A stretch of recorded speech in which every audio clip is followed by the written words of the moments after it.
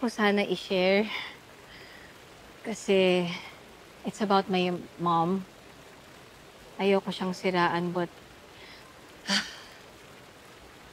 there's this heaviness in me na alam ko na pag di ko to inilabas, sasabog talaga ako. You can trust me.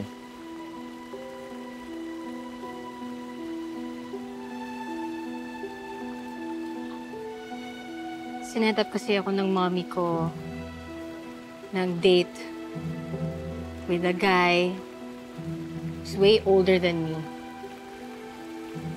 Halos kasing edad nga ng dad ko eh.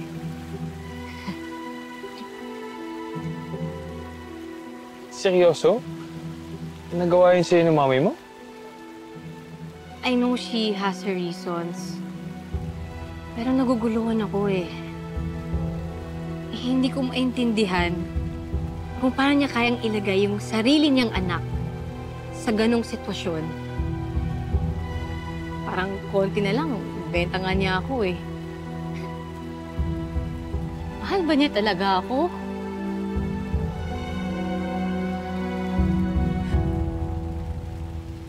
Kasi 'di ba kapag mahal mo yung isang tao, hindi mo siya sasaktan, hindi mo siya ipapahamak. Ang sakit lang kasi maramdaman na yung dahilan ng pain mo ay yung taong inaakala mong protekta sa'yo.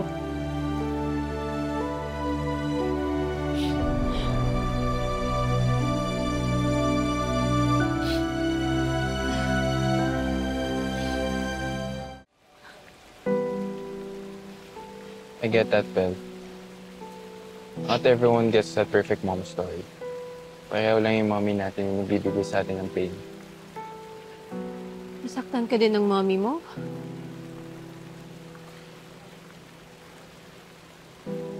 Bata pa lang ako, iniwan ako ng mama ko. Sumama na siya sa ibang lalaki.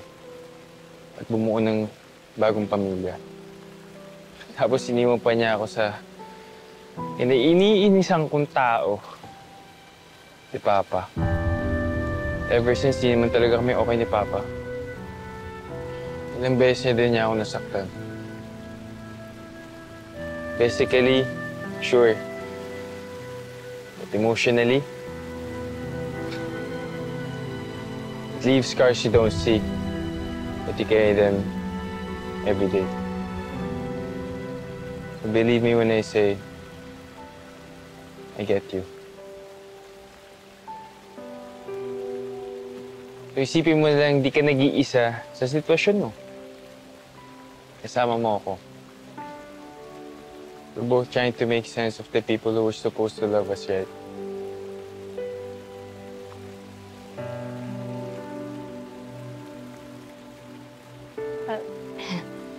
Sometimes, I question my mom's love too. Pero even after everything, mahal ko pa rin siya.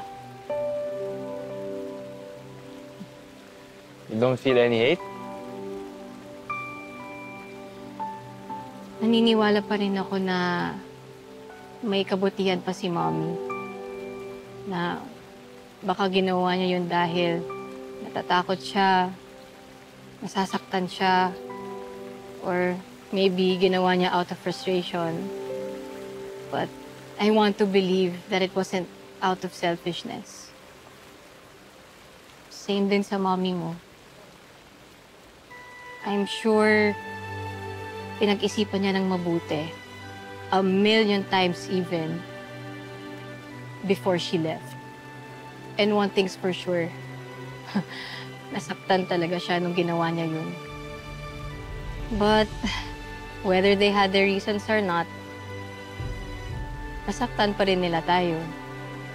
And we have to live with that. It's up to us kung kaya natin silang intindihan or not. But nagagalit ako, galit ako, magtatampo ako, but I still love her. But I know that one day, magiging okay kami ni Mommy. Because at the end of the day, she's still my mom.